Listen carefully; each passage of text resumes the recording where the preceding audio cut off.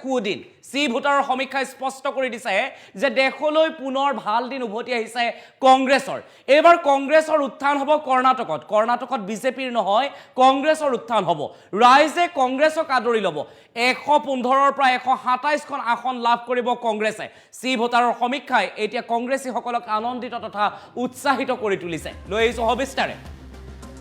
কৰ্ণাটক নিৰ্বাচনত সৰহসংখ্যক কংগ্ৰেছে আসন পাব বুলি সি ভোটাৰৰ সমীক্ষা সি ভোটাৰৰ যে সমীক্ষা এই সমীক্ষাই স্পষ্ট কৰি দিছে কংগ্ৰেছৰ উত্থান সন্দৰ্ভত কৰ্ণাটকত বিজেপিয়ে ফলাফল দেখুৱাত ব্যৰ্থ হ'ব বুলি সমীক্ষাত প্ৰকাশ পাইছে অৰ্থাৎ বিজেপিতকৈ কংগ্ৰেছৰ অগ্ৰগতি দেখিবলৈ পোৱা গৈছে কৰ্ণাটক নিৰ্বাচনত সৰ্বাধিক আসন লাভ কৰিব কংগ্ৰেছে পুনৰ কৈছো কৰ্ণাটক নিৰ্বাচনত কংগ্ৰেছৰ জয়লাভ কৰাৰ যি আশা হে আশা বেছি সি ভোটাৰৰ মতে কংগ্ৰেছে 115ৰ পৰা 127 খন আসন লাভ কৰিব সমীক্ষা মতে বিজেপিয়ে কৰ্ণাটকত 68ৰ পৰা 80 খন আসন লাভ কৰিব সি ভোটাৰৰ মতে কৰ্ণাটকত এইবাৰ নচলিব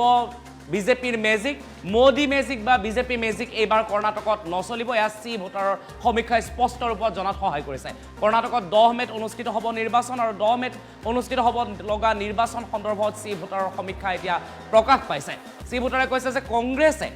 অধিক আসন লাভ কৰিব ফলাফল ঘোষণা কৰিব 13 মেত আৰু তাৰ পূৰ্বে সি ভোটাৰে কৈছে যে কংগ্ৰেছে প্ৰায় 115ৰ পৰা 127 খন আসন হয়তো কৰ্ণাটকত লাভ কৰিব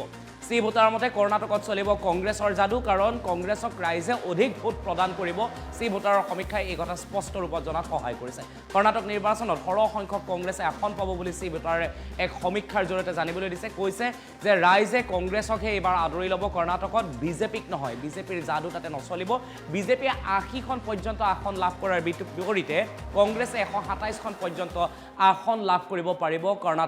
কৰ্ণাটকত যদি নিৰ্বাচন সি ভোটাৰে যেনেদৰে সমীক্ষা আগবঢ়াইছে ঠিক তেনেদৰে নিৰ্বাচনৰ ফলাফল আহে তেতিয়াহ'লে নিশ্চিত ৰূপত ক'ব লাগিব যে কংগ্ৰেছৰ উত্থান হ'বলৈ আৰম্ভ কৰিছে কংগ্ৰেছ যেন পুনৰ